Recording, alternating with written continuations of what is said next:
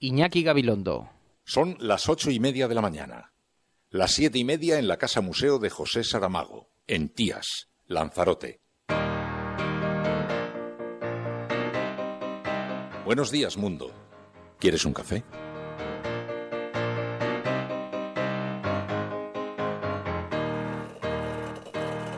We were sailing on waves of silver. There were echoes in the wind.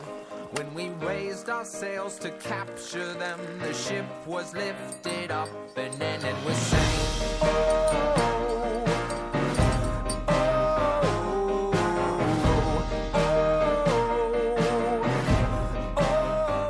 La cafetera de radiocable.com con Fernando Berlín.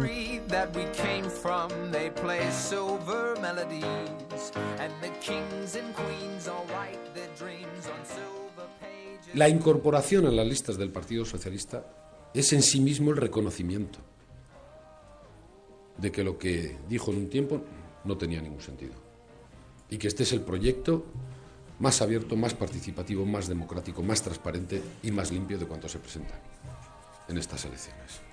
No lo dice el Partido Socialista solo, lo dicen organismos internacionales acreditados que nos consideran el partido más transparente de España, nos dice la trayectoria de presentar unas listas absolutamente blancas en este sentido. Bueno, pensaba que lo había dejado claro, pero lo dejo más claro. No hay ningún debate sobre el liderazgo de Rajoy, porque es un liderazgo asumido por su gobierno, como es evidente, pero sobre todo deseado por su partido. Yo les comunico que tenemos en Ciudadanos nuestra dirección de campaña 4 propuestas de 4 televisiones privadas para hacer debates a 4, a 3 o a 2 candidatos en estas elecciones. Y yo les quiero anunciar que la propuesta y la respuesta de Ciudadanos a esas 4 televisiones privadas es sí, sí y sí. Pero lo es aún más en comparación con el resto de candidatos, porque nos vamos a encontrar con Alberto Garzón, con Albert Rivera, con Pedro Sánchez y con Pablo Iglesias. Es decir, personas muy respetables, con proyectos políticos muy respetables, pero que nunca han gestionado un presupuesto público. Y por otro lado tenemos a un presidente del gobierno que antes fue vicepresidente, 4 veces ministro, vicepresidente de una comunidad autónoma y presidente de una diputación provincial.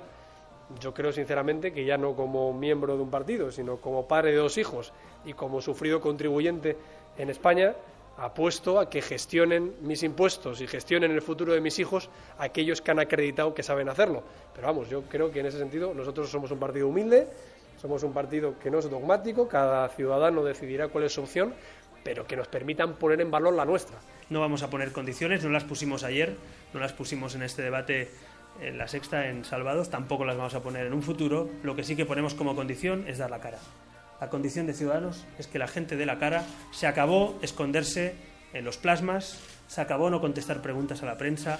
Lo de pagar en negro del debate de ayer, yo creo que el expresarlo y decirlo y reconocerlo ya es la inhabilitación pública en sí misma, ¿no? ¿Se imaginan que el líder del Partido Socialista hubiera dicho esto? ¿Qué estarían diciendo hoy esas 2 mismas personas que participaron ayer en este debate?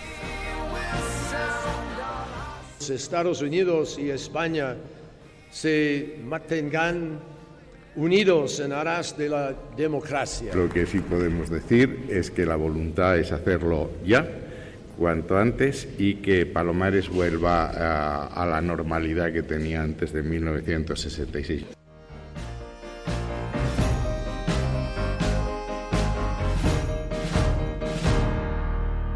Bien está lo que bien acaba.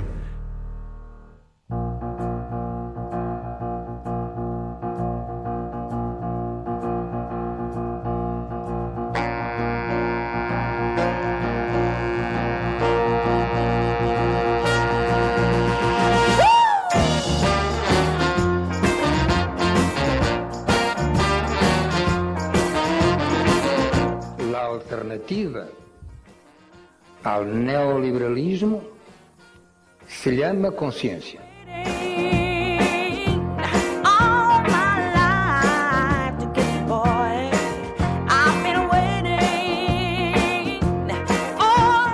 Bueno, es que sabéis que cuando José Saramago recibió el Premio Nobel de Literatura, cuando se cumplían 50 años de la Declaración Universal de los Derechos Humanos, fue hace 14 años, casi 15 ya. Y Saramago en el discurso aludió a que las personas, además de derechos, deben tener deberes. Así que planteó la creación de una declaración para tomar las riendas de nuestra responsabilidad, dado que los gobiernos no lo están haciendo. Y ahora resulta que un grupo de intelectuales ha decidido poner en marcha esa Carta de Deberes y Obligaciones del Hombre e impulsarla. Se presentó en México la semana pasada, así que vamos a hablar ahora en un momento con Pilar del Río, la presidenta de la Fundación José Saramago, para hablar de esta Carta de Deberes y Obligaciones del Hombre. Pero antes, muy buenos días a todos, bienvenidos a La Cafetera, una mañana más, este espacio en el que nos juntamos alrededor de una gran masa de periódicos, de una gran mesa llena de tazas y de portadas de periódicos. Nos sentamos alrededor para tratar de explicar este convulso mundo y tratamos de hacerlo de una forma sosegada, sin el ruido que generan habitualmente los medios de comunicación. Muy buenos días, Miguel Ángel Agese, Rojo Cabreado, Rojo hasta la médula, Charo Chamizo, Ruiz Santos, Santi Cerrato, Juan Cruz, Guillem Salazar, Hardy Yusful, Enrique Quesada, Juan Cruz, Alicia, Jesús Salvador, La Hippie, PSV, Manel Grimal, Sonia Ballesteros, que los nombres van pasando a gran velocidad porque a esta hora en Twitter, a través de Twitter ya se están conectando muchísimas personas. Vamos a utilizar un hashtag. Ahí comprendéis la elección del juego de palabras. El hashtag es almohadilla deberes de Saramago en la cafetera. ¿Os gusta la longitud? Deberes de Saramago en la cafetera. Eso obliga a ser conciso a la hora de opinar en Twitter utilizando el hashtag, porque no queda mucho espacio. Deberes de Saramago en la cafetera. Lo que pasa es que si utilizáis el hashtag, esto nos permite ordenar la conversación y así puedo seguir vuestros comentarios durante el transcurso del programa. Bien, hoy es un poquito largo, no es la primera vez que lo hacemos tan largo, pero bueno, ya os contaré algún día el porqué. Deberes de Saramago en la cafetera. Bueno, saludamos a los que se están incorporando en directo, como digo, que forman parte de una suerte de focus group con el que tomamos la temperatura a la ciudadanía, una especie de CIS particular. Y también a quienes se están incorporando en diferido a este programa. Lo hacen desde este país, de forma clandestina, a veces desde el cuarto de baño, con el transistor pegado a la oreja, con el teléfono móvil ahora, también llamado transistor antes, pegado a la oreja. Otros lo hacen con un auricular metidos en la cama junto a su pareja, tratando de disimular para no confesar que pertenecen a la resistencia.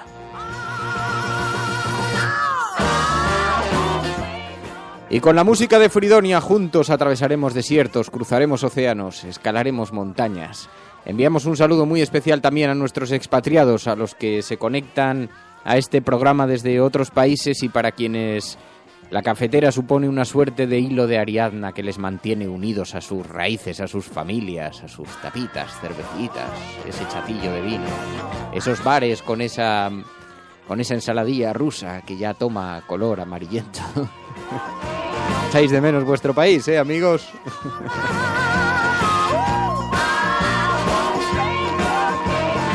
No, pero nosotros sí os echamos mucho de menos. Bueno, tenemos muchas cosas de las que hablar. Hoy la información viene bastante dividida. Son muchos los temas, todo relacionado. Estamos en plena campaña ya electoral y todo muy relacionado con los programas políticos, las primarias, el programa del Partido Socialista, que sabéis que ha presentado algunos puntos. Lo llevan recogido hoy la mayor parte de las portadas, la incorporación de Irene Lozano. Bueno, de todo eso vamos a hablar, pero antes, si me permitís, un poco de sosiego con Pilar del Río. La vamos a saltar porque venía de México y no le vamos a dar tiempo ni a dormir, prácticamente. Ya sé yo lo del jet lag del avión, pero como se ha prestado a estar con nosotros esta mañana, vamos a abusar un poco de su confianza para que nos explique en qué consiste exactamente esta carta que se ha presentado, esta carta de deberes y obligaciones del hombre. Escuchas La Cafetera, si lo estás haciendo, eres la resistencia, no estás solo.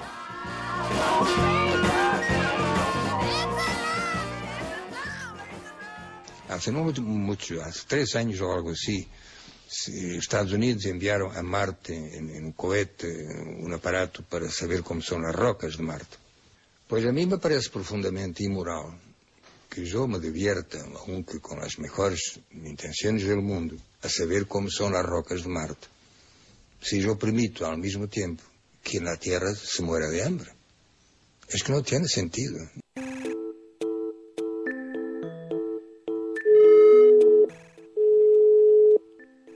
Pilar. Sí. Hola, buenos días. Radiocable.com. ¿Sabéis que un grupo de intelectuales y académicos han elaborado una carta de deberes y obligaciones del hombre, tal y como propuso el escritor José Saramago en el año 98, y fue presentado la semana pasada? Pilar del Río, presidenta de la Fundación José Saramago, buenos días. Hola, buenos días, Fernando. Te hacía todavía en México. ¿Por qué se presentó allí? Bueno, déjame decirte, en México está todavía mi alma, ha llegado ya el cuerpo que viene antes en el avión, según decía García Márquez. ¿Y por qué en México?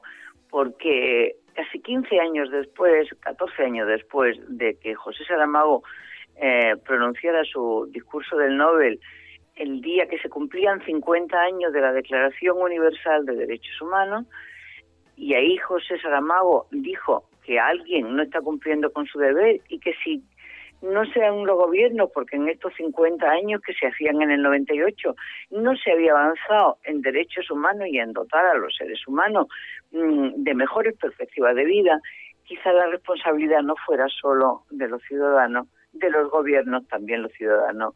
Algo habríamos hecho mal. Y entonces él proponía que por qué no nos hacíamos una declaración de deberes humanos para enmendar lo que no hacían los gobiernos. Y ha ocurrido que de repente en la Universidad Autónoma de México, en la UNAM, pues asumieron esa idea. El rector se dio cuenta de ese discurso cuando había una exposición de José Saramago que se titulaba La consistencia de los sueños, una exposición que organizó Fernando Gómez Aguilera, que estuvo en Brasil y estuvo en México y lamentablemente no estuvo nunca en Madrid o en España, salvo en Lanzarote, y dijo, si los sueños son consistentes, ¿por qué no hacer una declaración? Así. Y se han convocado varias reuniones, han ido expertos, juristas, filósofos, pedagogos, activistas de varios países, y está ya en un avanzado estado de redacción, y se pretende llevarla a la ONU y a las conciencias. Estamos hablando de una primera fase, ¿no? Estamos hablando de una primera fase de redacción. Se han propuesto todos aquellos asuntos que parecía que debían de ser tocados como deber, desde el cuidar del medio ambiente, al cuidarnos a nosotros mismos, pues a una serie de iniciativas de cuidar el Estado de Derecho. El primer deber que tenemos los ciudadanos parece ser que será el de exigir que se cumplan los derechos enunciados en Naciones Unidas para todo, el deber de atender, el deber de rebelarse, el deber, o sea, una serie de deberes, y te digo, una primera fase, una segunda fase ya, y habrá otras hasta llegar a Naciones Unidas. Uh-huh. Y son unos puntos que se recogen en este primer borrador de documento que lo que inciden es en la responsabilidad social e individual que lleva aparejada cumplir la Declaración Universal de los Derechos Humanos, ¿no? Y vemos que se tocan diferentes ámbitos. Hay algunas obligaciones, pues desde erradicar el hambre y no desperdiciar alimentos hasta compartir conocimiento técnico. Hay otros muy relacionados con el medio ambiente también. Sí, sabes que sobre todo es el empoderamiento de los ciudadanos frente a las multinacionales y frente al poder avasallador de quien no busca el bien común. Dice, alguien podría decir, pero esto es un enunciado de buenas intenciones, no pasa de ahí. No, mire usted, primero, las buenas intenciones no son malas, pero no es un enunciado de buenas intenciones. Es que frente al caos que promueven algunos y que se está instalando en el mundo, frente al cinismo con que defienden el caos, otros venimos y decimos que no, que el bien común existe y es nuestro deber exigir el mantener y cuidar el bien común. Es así de fácil y así de simple, pero a veces lo fácil y lo simple también es lo obvio y es lo que sabemos que podemos hacer. Empoderamiento del ciudadano y tratar de romper la desafección que hay, no solo con la política concreta, sino también con la cultura, con la responsabilidad, con la vida pública. ¿Imaginaba José Saramago que podría terminar materializado esto?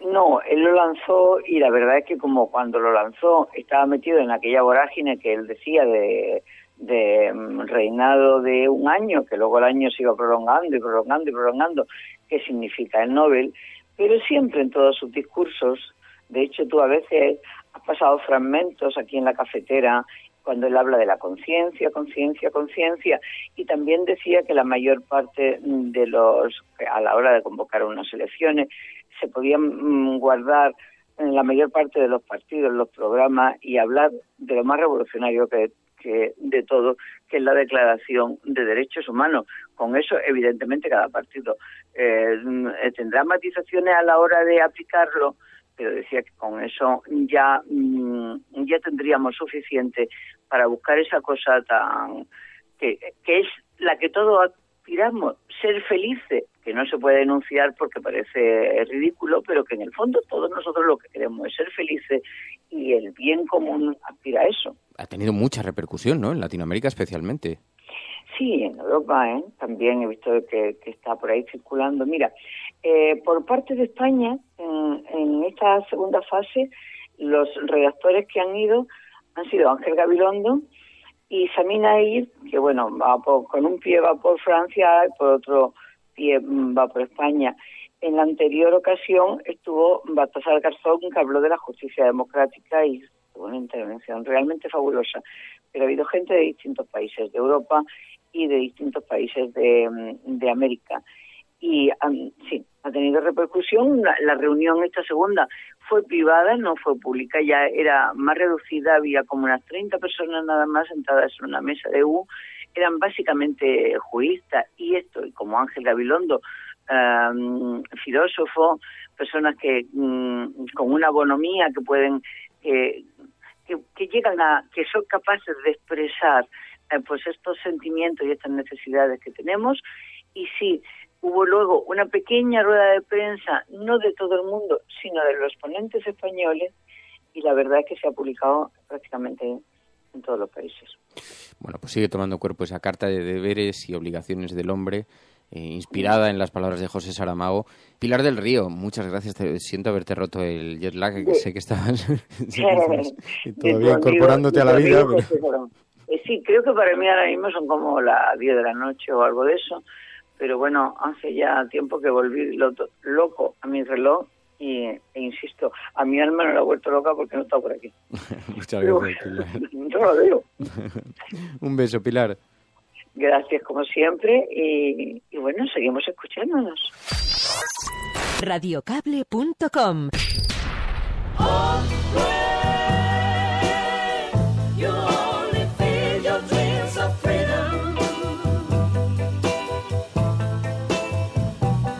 Bueno, se presentó en México la semana pasada, ha tenido una notabilísima repercusión, lo han recogido muchísimos periódicos de todo el mundo, esta carta de obligaciones, de deberes para el ser humano, las obligaciones y deberes del hombre, inspirada en las palabras de José Saramago en su discurso cuando recogió el Nobel de Literatura. ¿Y qué es lo que dice esta carta? ¿Por qué me parecía que era muy interesante poner el foco aquí en el programa? ¿Sabéis qué es que sucede algo? A mí me parece muy, muy llamativo. ¿Cuánta gente conoce en profundidad la Declaración Universal de Derechos Humanos? Porque esto es un conjunto de, podemos decir, de normas de conducta, de una guía de conducta que podría perfectamente constituir la base fundamental exigible de las relaciones entre las personas, ¿no? De hecho, tiene carácter de derecho internacional, puesto que sabéis que describe algunas líneas a seguir, orientaciones, y es citada con mucha frecuencia en las leyes fundamentales y constitucionales de muchos países, ¿no? Y en algunas legislaciones nacionales, etcétera. Pero no se cumple. Y fijaos, un documento como la Declaración Universal de Derechos Humanos, que es de redacción relativamente reciente, algo más de 70 años, que es lo más parecido a una Biblia que ha redactado el hombre moderno, que ha redactado el hombre adulto. Lo más parecido a una Biblia de conducta, de cumplimientos. Pero ¿por qué nunca se cumple? ¿Por qué no se cumple? ¿Por qué no se alude? ¿Por qué no es una exigencia que en el colegio se aprenda la Declaración Universal de los Derechos Humanos? Quizá porque lo que no lleva aparejada son los deberes del ser humano. No tanto los derechos, sino los deberes. Quizá porque no es de obligado cumplimiento. Quizá por eso, porque no tiene aparejado ni los deberes ni las obligaciones del ser humano, ¿no? Por eso este documento que han elaborado con la idea de José Saramago, que además de unos derechos tenemos que tener unos deberes como seres humanos, es tan importante. Porque además, ojo, se va a presentar ante Naciones Unidas y puede constituir la base de un documento que se elabore y que termine, como ha terminado la Declaración Universal de Derechos Humanos, siendo referencia para después el desarrollo de las leyes en un montón de países, ¿no? ¿Y qué dice esta carta que estaban desarrollando este grupo de intelectuales, esta carta de deberes y obligaciones del hombre? Pues tiene artículos, por ejemplo, como la obligación de erradicar el hambre y no desperdiciar alimentos en ninguna parte del mundo, la obligación de hospitalidad frente a emigrantes y refugiados, la obligación de erradicar el analfabetismo e impartir educación de calidad, el uso eficiente de la energía. Otra, por ejemplo, conducirse con veracidad y respeto en el momento de ejercer la libertad de expresión, eliminar la desigualdad extrema de las sociedades, propiciar la igualdad social, compartir el conocimiento técnico y la pericia para ayudar a la salud integral. Así que es una carta de obligaciones para las personas, para su relación con otras personas, que no solamente es un documento ético fantástico, sino que, si es impulsado correctamente, puede terminar inspirando leyes como ya lo hace la Declaración Universal de los Derechos Humanos. Así que por eso queríamos hablar con Pilar del Río para profundizar un poco más en cómo ha sido la semilla de la creación de este documento. Escuchas La Cafetera, si lo estás haciendo, no estás solo.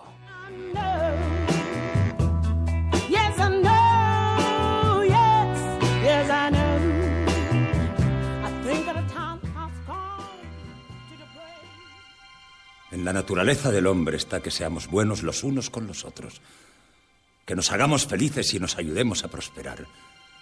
El ser humano es así. El odio no es intrínseco a nosotros. El mundo es muy grande y todas y cada una de las personas tienen cabida en él. Aquí todos deberíamos ser iguales. Criaturas libres y hermosas, sostenidas por una tierra rica.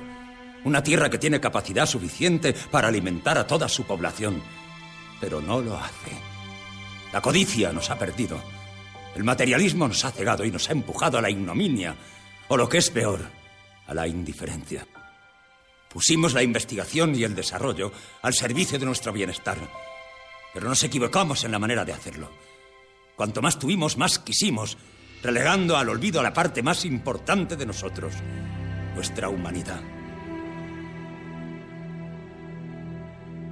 Más que riqueza necesitamos sentimientos.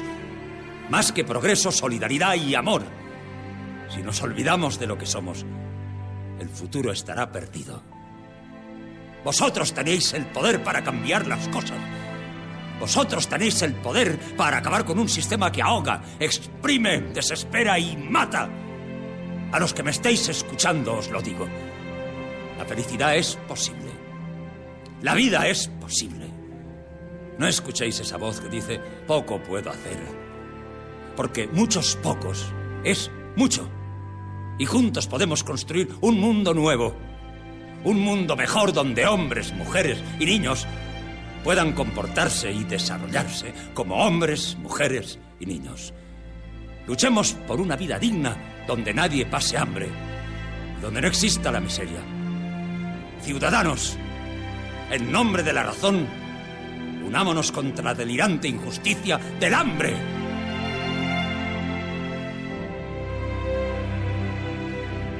$10.000 niños mueren al día por desnutrición aguda. Hoy el hambre es la gran dictadura, pero juntos podemos derrocarla. Entra en ladictaduradelhambre.org.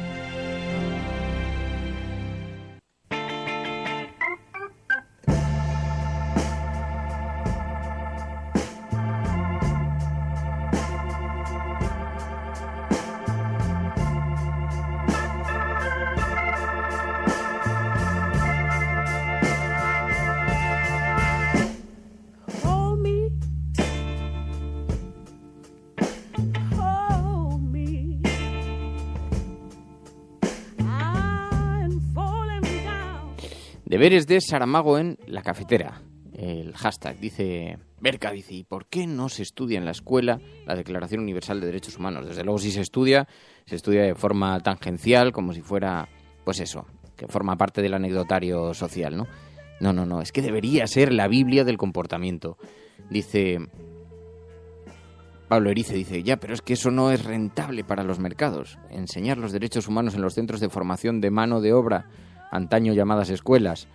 Dice Pablo Erice, la verdad es que tienes un poco de razón, ¿no? Y es bastante frustrante descubrir no solamente lo que se han convertido las escuelas, pero es que además todo el discurso de las élites políticas giran en torno a eso, ¿no? En cómo podemos hacer que las escuelas lo que hagan sea derivar gente al mercado de trabajo. Ya no se habla de formar a personas, de formarlas en moralidad, No, se habla de cómo derivarlas al mercado de trabajo, ¿no? No solamente como mano de obra, como dices tú, Pablo, que también. Pero claro, ¿cómo le vas a explicar la Carta de Derechos Humanos? ¿Cómo vas a hacer una sociedad crítica con los derechos humanos? Crítica exigente en su aplicación. Dice, ¿quién respeta los derechos humanos? ¿Los respeta Coca-Cola? ¿Los respeta Nike? ¿Los respetan las marcas que compran el coltán en África? ¿O los que encargan el tintado de sus camisas en China? ¿Quiénes son los que están respetando los derechos humanos por el mundo?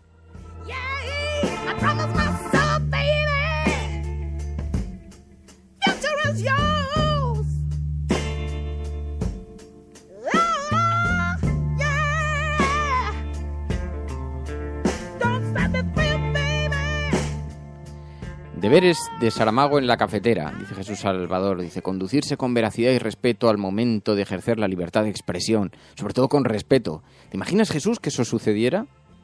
La mitad de las tertulias políticas desaparecían. Con respeto, la libertad de expresión.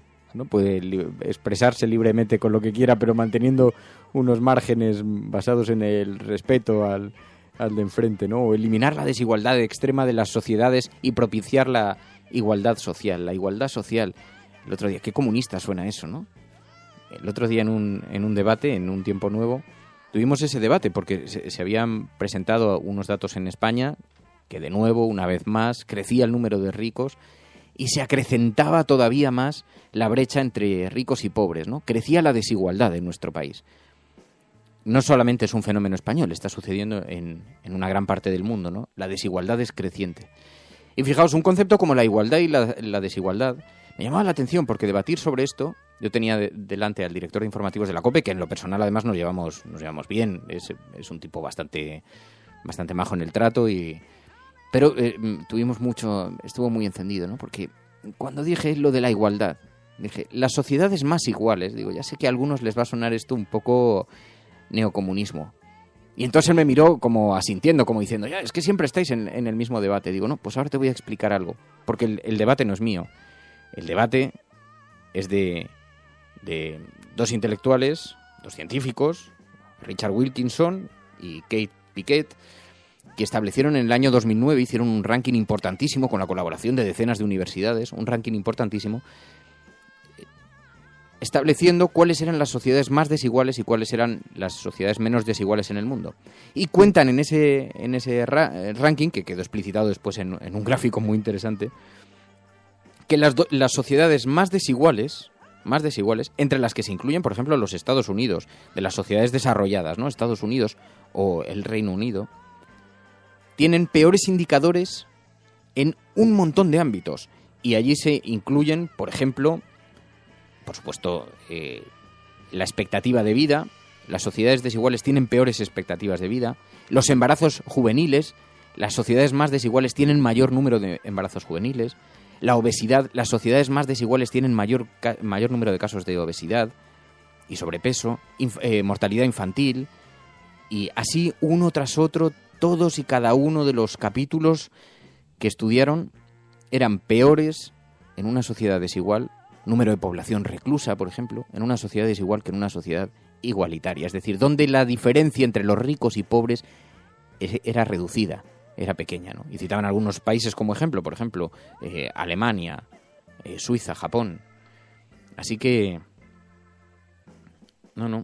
hay un larguísimo territorio por delante por conquistar.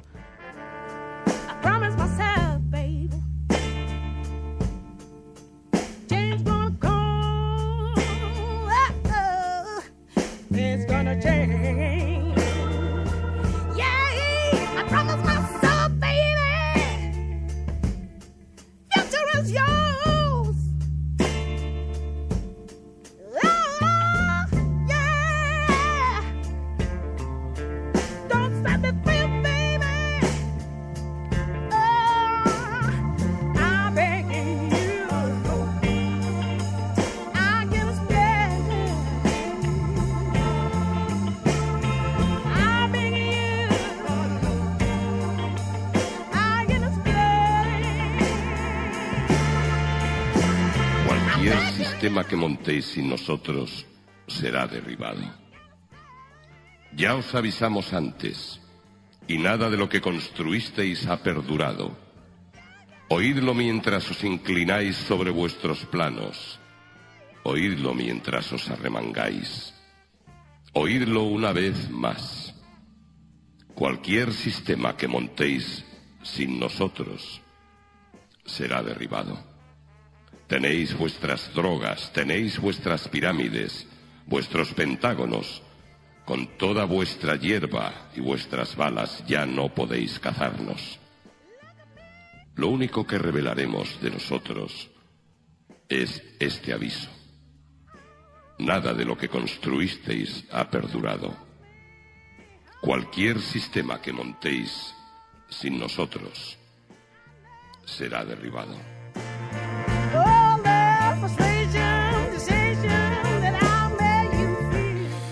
Bueno, y las portadas de los periódicos se van olvidando poco a poco de esta visita relámpago de John Kerry, que todavía sigue por España, tiene creo alguna reunión pendiente. Y sabéis que la visita del secretario de Estado norteamericano se ha aprovechado, entre otras cosas, supongo que habrá una parte que no conozcamos, porque así de refilón se ha hablado, también se ha especulado con Siria y con el discurso que tenía y con las maniobras de la OTAN que se están preparando, en fin.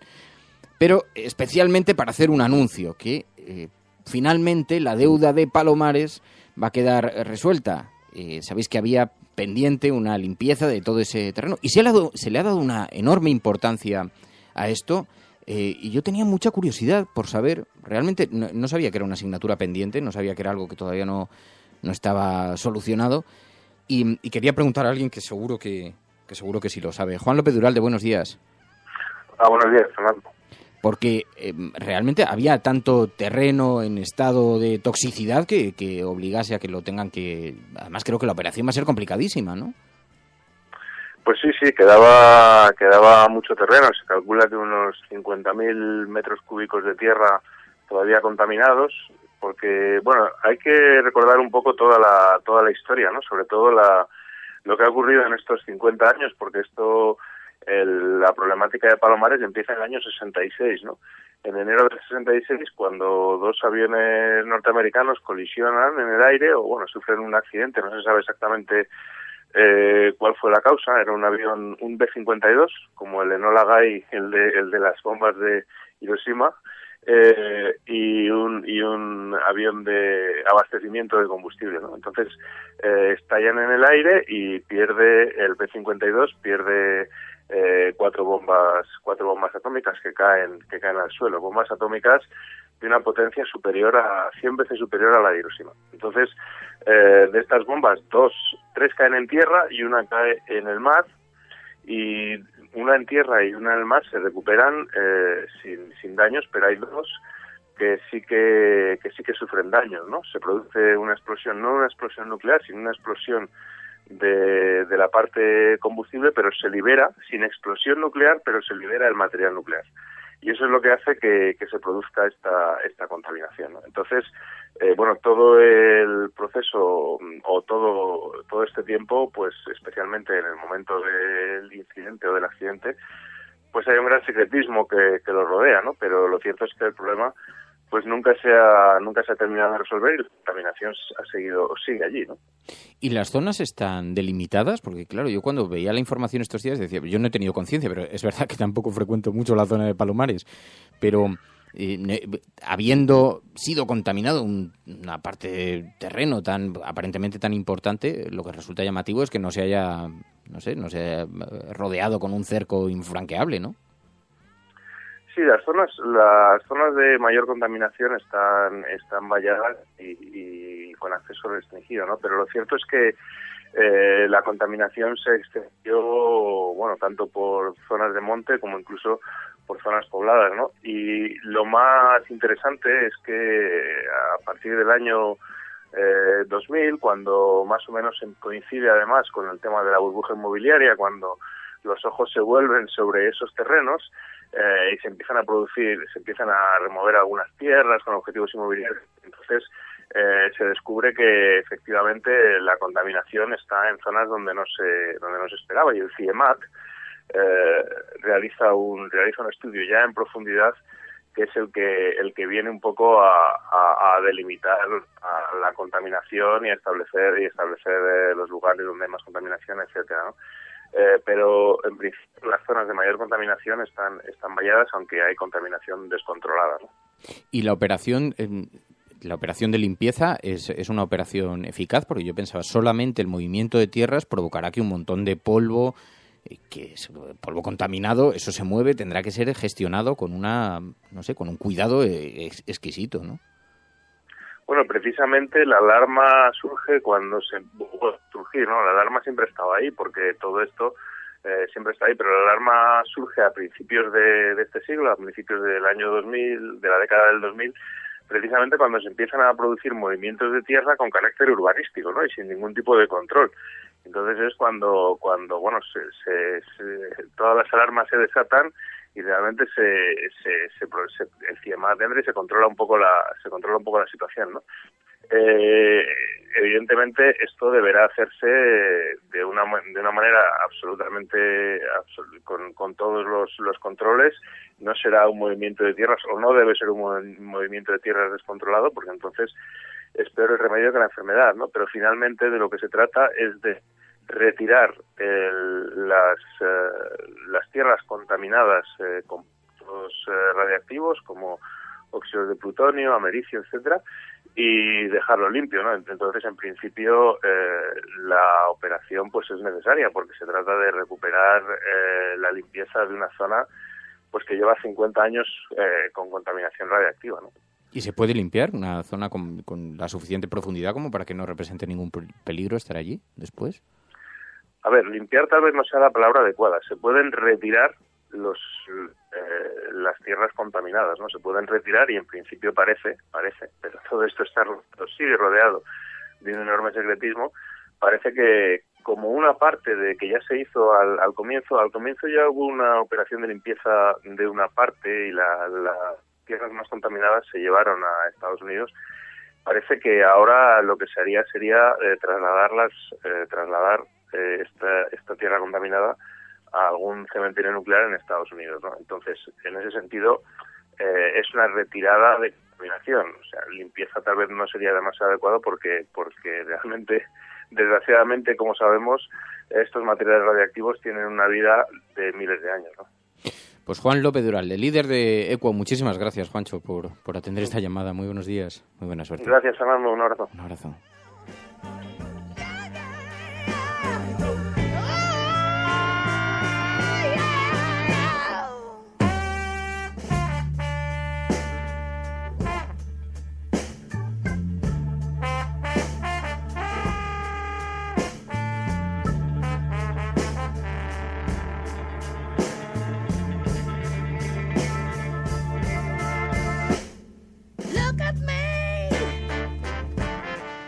Bueno, pues John Kerry sigue de visita por España. Sabéis que se le ha regalado una guitarra española. La prensa, el Nodo, dice que es una guitarra que solo tienen los mejores guitarristas del mundo.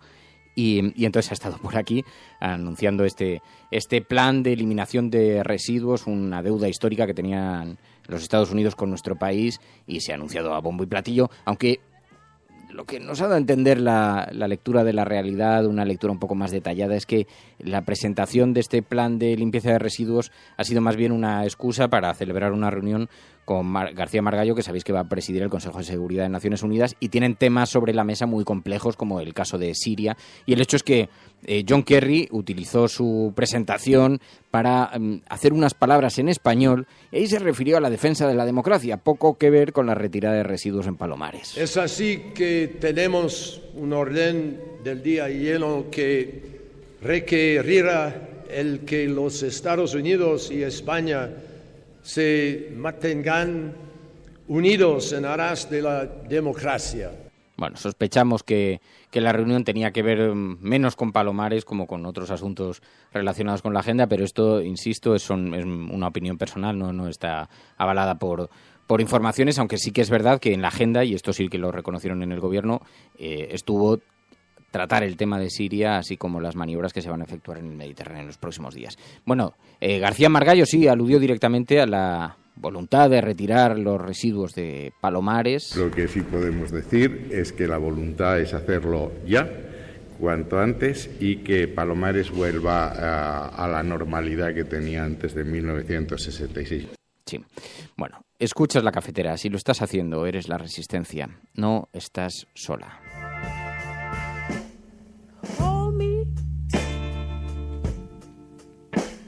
Tu colaboración es importante. Ayúdanos retuiteando la dirección de este programa. Hagamos que se nos oiga. Hagamos que se nos conozca. Radiocable.com.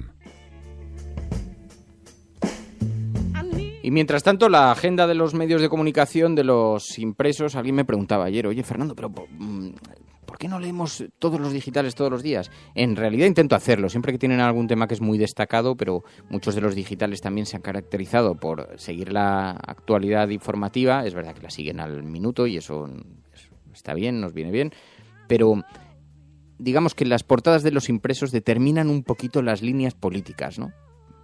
Lo podéis llamar, expresar como queráis. Son los periódicos de las oligarquías y entonces lo que sale en portada del País es lo que va a la agenda del Consejo de Ministros, ¿no? Básicamente viene a ser esto. Entonces conviene observarlas con detalle independientemente de todo lo demás y sabéis que lo miramos con mucha frecuencia en los digitales también y yo los tengo aquí abiertos y si veo que hay alguna cosa interesante y novedosa, pues siempre lo comentamos aquí en el programa. Pero dice el periódico El País en su portada: el PSOE exigirá por ley que los partidos hagan primarias. El programa socialista obliga a celebrar debates electorales y autoriza encuestas en el último momento. Seguimos con los debates electorales, pero luego aceptar, lo que se dice aceptar tampoco es que aparentemente acepten. Ayer Ciudadanos, Albert Rivera, que está muy contento por cómo salió el cara a cara con Pablo Iglesias, pues Albert Rivera dijo que se acaba de inaugurar un nuevo tiempo, que se acabó lo de esconderse detrás de una pantalla de plasma. No vamos a poner condiciones, no las pusimos ayer, no las pusimos en este debate en La Sexta, en Salvados, tampoco las vamos a poner en un futuro. Lo que sí que ponemos como condición es dar la cara. La condición de Ciudadanos es que la gente dé la cara. Se acabó esconderse en los plasmas, se acabó no contestar preguntas a la prensa. Bueno, pues unos a otros se están ofreciendo la mano para ir acompañados a los debates, pero luego a la hora de la verdad, cuando toca negociar ya con los equipos, las condiciones se van volviendo inasumibles. Pero Albert Rivera insistió en que ellos tienen muchas peticiones y que las van a aceptar todas las que hagan falta, y sospecho que Podemos también.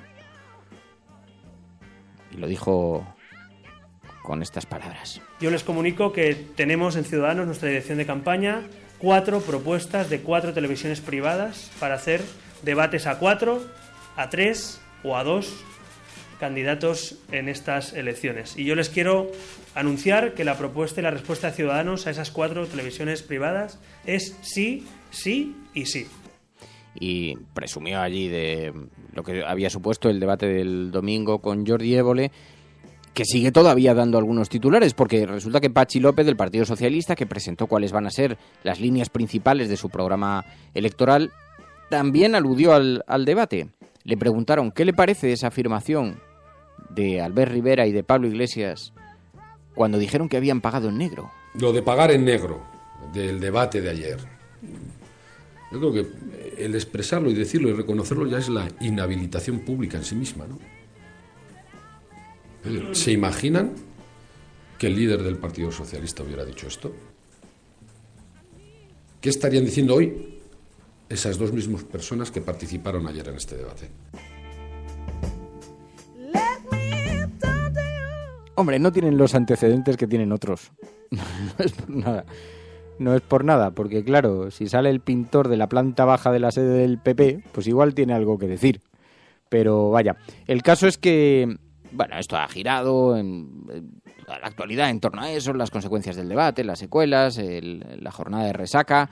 Y también Pablo Casado, Partido Popular, ayer fue preguntado sobre un debate que se intuye sobre el liderazgo de Mariano Rajoy. Aquí hay algunas claves que explicar. El Financial Times, la semana pasada, publicó un texto que podéis ver en radiocable.com. Hizo un especial sobre España, bastante amplio. Y en uno de los artículos que dedicó a nuestro país, elaboró un perfil bastante completo sobre Soraya Sáez de Santamaría. Y esto ha dado lugar a todo tipo de especulaciones.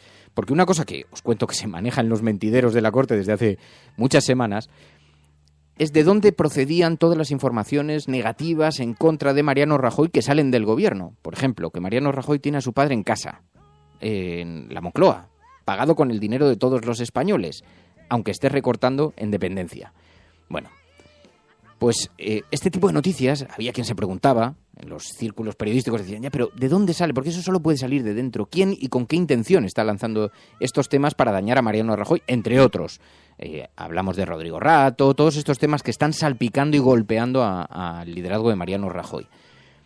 Y entonces todos los dedos apuntaban hacia Soraya Sáez de Santamaría y su entorno. No tanto ella personalmente, que está a otra, pero su entorno. Porque existe la convicción en el gobierno, os estoy hablando de opiniones basadas en especulaciones. Esto no son datos ni es información, pero quiero que lo tengáis presente porque algo de verdad existe en esto que os estoy contando.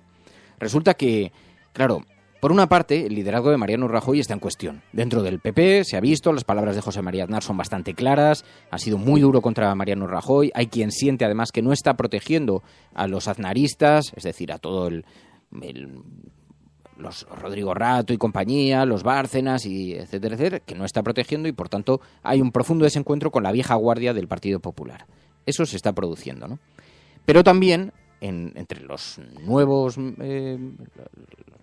líderes del PP que van emergiendo, por ejemplo el Gallego, Soraya Sáez de Santamaría, otros, también están pensando que quizás si el resultado electoral es muy malo, uno, no pueda gobernar y por lo tanto deba ser sustituido, haya que elegir a otro líder para sustituir a Mariano Rajoy para las siguientes elecciones. Y dos, en caso de que gane, lo que sí que parece muy claro es que ganarán con muy poca respaldo y por lo tanto sería un gobierno que durase poco en el tiempo. Y entonces aquí de lo que se habla es, ya, pero si Mariano Rajoy supongamos que gana con el apoyo de Ciudadanos en un gobierno inestable, puesto que no logran una gran representación. ¿Cuánto dura eso? ¿Cuánto dura ese espacio? ¿Un año y medio? Ese gobierno cae después. Y a partir de entonces, ¿qué pasa? ¿Quién va a liderar el partido? Y ya hay algunas piezas que se están colocando. Y cuando apareció el artículo del Financial Times, todo el mundo se giró hacia Soraya Sáez de Santamaría para ver si se estaba colocando o no en la casilla de salida, ¿no? Bien, bueno, todo esto para contaros que ayer Pablo Casado, por eso aludió a que no hay debate sobre el liderazgo de Rajoy, porque lo que sí que es verdad es que estas voces, esta tesis que os cuento aquí, se lleva manteniendo desde hace semanas, dentro del Partido Popular, independientemente de que tengan datos o no, pero es un debate que está vivo, que se comenta, que los propios miembros del gobierno te lo comentan, existe ese debate de competencias, Soraya se está colocando, se está posicionando, porque quizá algún día sustituya a Mariano Rajoy si es que le toca y si es que le dejan los miembros del Partido Popular de Galicia. Debate que está en la mesa. Y ayer contestó Pablo Casado. Bueno, pensaba que lo había dejado claro, pero lo dejo más claro. No hay ningún debate sobre el liderazgo de Rajoy, porque es un liderazgo asumido por su gobierno, como es evidente, pero sobre todo deseado por su partido. Sobre todo deseado por su partido. Bueno, eso es bastante discutible.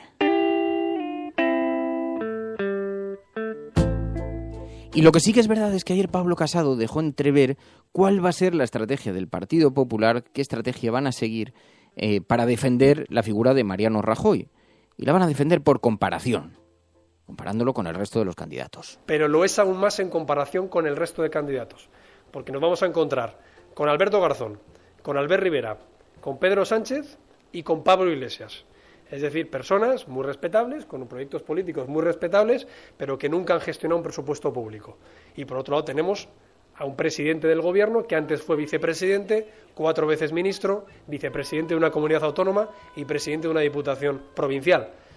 Yo creo sinceramente que ya no como miembro de un partido, sino como padre de 2 hijos y como sufrido contribuyente en España, apuesto a que gestionen mis impuestos y gestionen el futuro de mis hijos aquellos que han acreditado que saben hacerlo. Pero vamos, yo creo que en ese sentido nosotros somos un partido humilde, somos un partido que no es dogmático, cada ciudadano decidirá cuál es su opción, pero que nos permitan poner en valor la nuestra. Y puso en valor la experiencia, ¿no? Hombre, ya lo de que no es un partido dogmático y que es un partido humilde, bueno, eso ya podríamos entrar en otras consideraciones.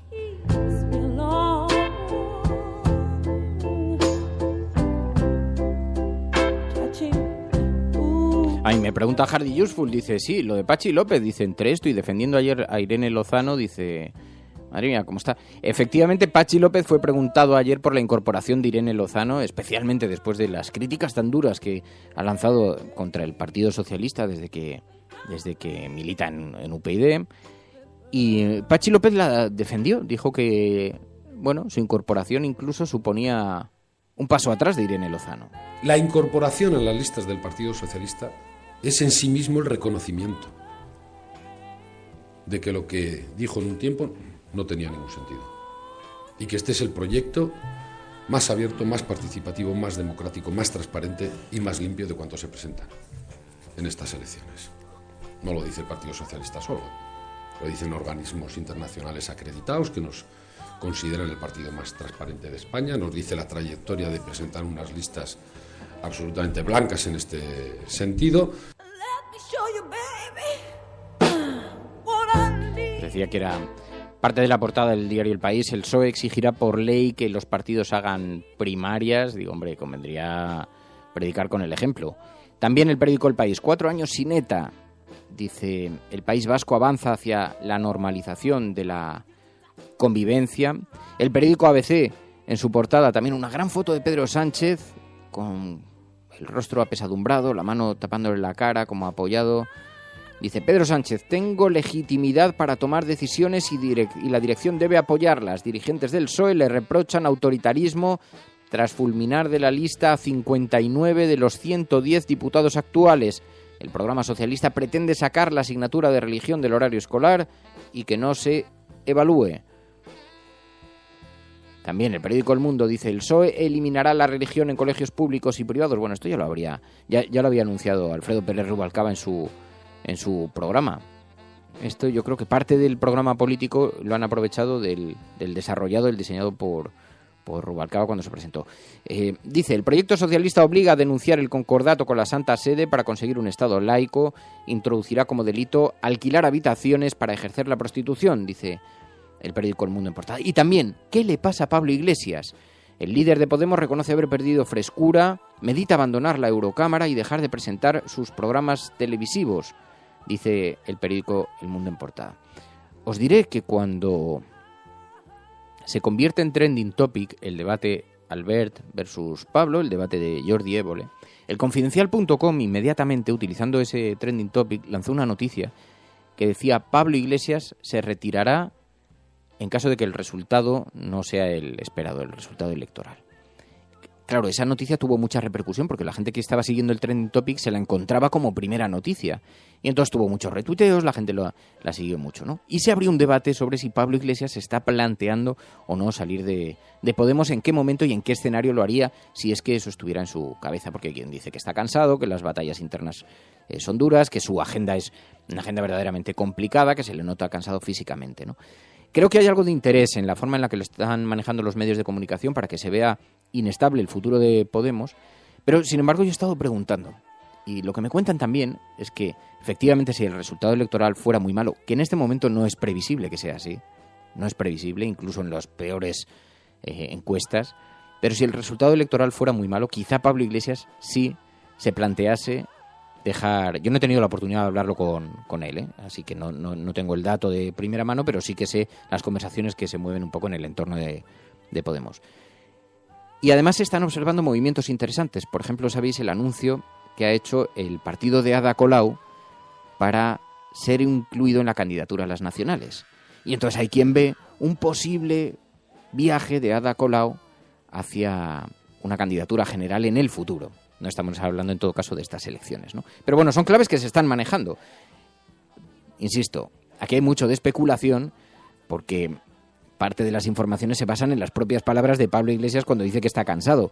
¿Cómo no va a estar cansado? El ritmo que llevan, pero tanto él, se le ve a Albert Rivera también, se les ve cara de agotados.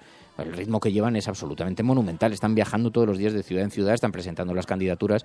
En fin, es extenuante, ¿no? Más allá del trabajo, además, que tienen que hacer en Bruselas, etcétera, etcétera. Pero es verdad que ese debate existe, que está y que la gente está preguntando, ¿no? Escuchas La Cafetera.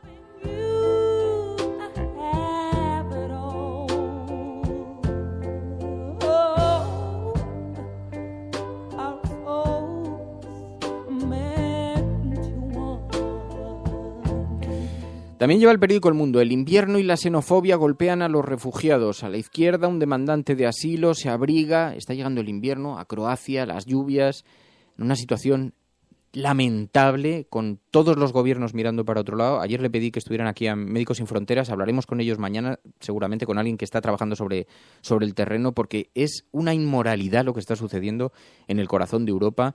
Dice, se ha registrado una caída brusca de las temperaturas y algunas ONGs advierten de que habrá muertos provocados por el frío en esta ruta hacia el norte de Europa. Y en Alemania, mientras tanto, miles de personas, sabéis que secundaron una concentración xenófoba en Dresde para reclamar la expulsión de los refugiados. La primera gran manifestación xenófoba que ve ese país relacionada con este tema y que inquieta muchísimo a las ONGs y a las administraciones. Vemos, periódico La Razón también. Irene Lozano dejó UPyD a media hora después de fichar por el Partido Socialista. El registro del Congreso al que ha tenido acceso La Razón se hizo a las 10:04, cuando el comunicado del PSOE era público. La regeneradora dijo que rechazaba la indemnización, pero solo le correspondería la de noviembre y tendría que solicitarla. Además, dice el periódico La Razón en portada.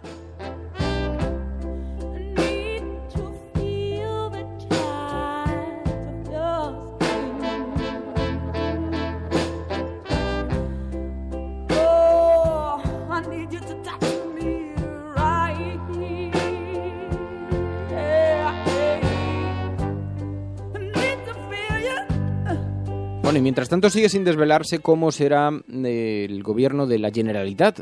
El conseller Puig ve líneas rojas en el pacto con la CUP. Siguen las negociaciones, esto dice La Vanguardia en su portada. El titular de empresa avisa que son modelos económicos incompatibles. Cree que el 20 de diciembre puede abrir otros escenarios de negociación. Y también lleva el periódico La Vanguardia que el PSOE promete la enseñanza obligatoria hasta los 18 años.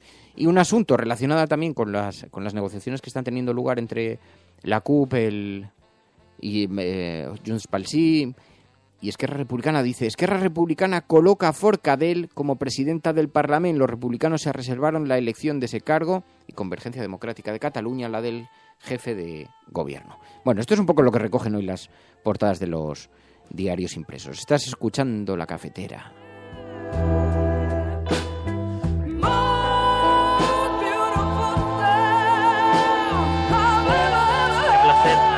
El debate de Albert Rivera y Pablo Iglesias en Salvados, impresionante, de verdad.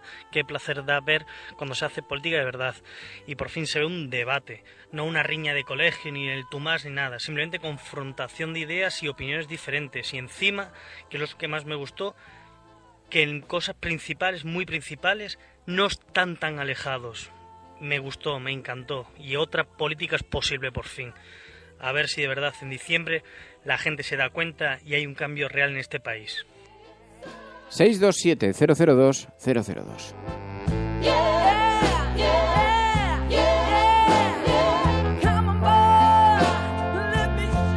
Ahí tenemos el WhatsApp del programa donde podéis dejar vuestros mensajes.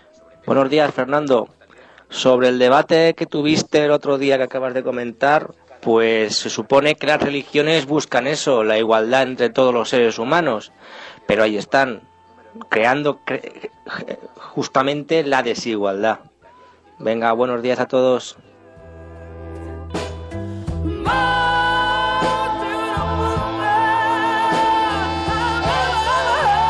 Prefiero un gobierno que sea sincero, ¿no?, a la hora de reconocer unos pagos en negro, que lo hemos hecho todos, que alguien tan hipócrita como para no reconocerlo. Y si tiramos de hemeroteca, estoy casi convencido, vamos, de que en el PSOE más de uno habrá reconocido pagar algo en negro, digo yo.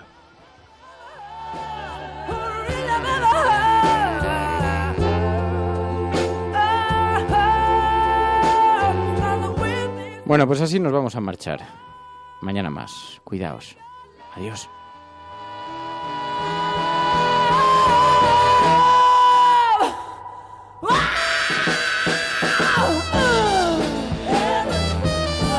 Si lo que se ha dicho es realmente interesante, entonces que se valore.